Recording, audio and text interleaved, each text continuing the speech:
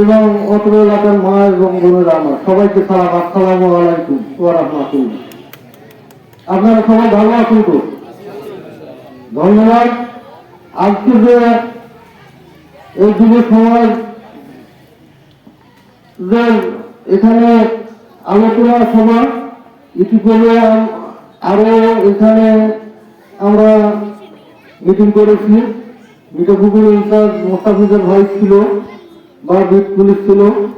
এখানকার অত্যন্ত যে যুব সমাজ কল্যাণের যে ছেলে কর্মী যারা আছে তাদেরকে আমি অত্যন্ত গর্বের সঙ্গে কথা বলে ইতিপূর্বে কয়েকজন মাদককে ধরছিল, কিন্তু তারপরেও মাদক থেমে যায়।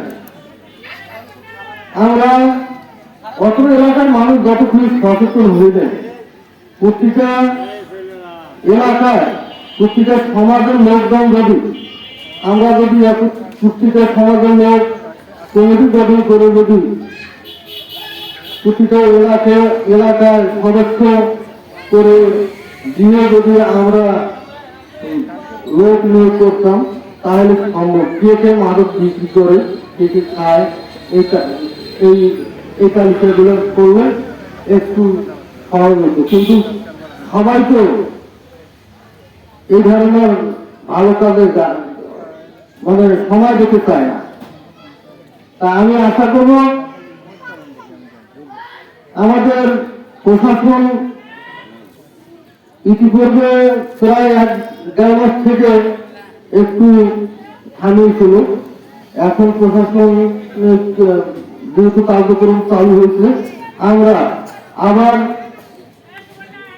মাঠে যেখানে যারা মাদক বিক্রি করে না কেন আমরা কঠোর হচ্ছে তাদেরকে ধরিয়ে দিব এবং আমরা তাদের নির্মূল করার জন্য চেষ্টা করব। আমি চাই রানীপুকুর ইউনিয়নটা মাদক মুক্ত করতে চাই। ইতিপূর্বে আমি চেয়ারম্যান হওয়ার পর থেকে রাত দিন যেখানে মাদকের তোলার মদ চালু করছিল অনেক জায়গায় আমি ভেঙে দিচ্ছি।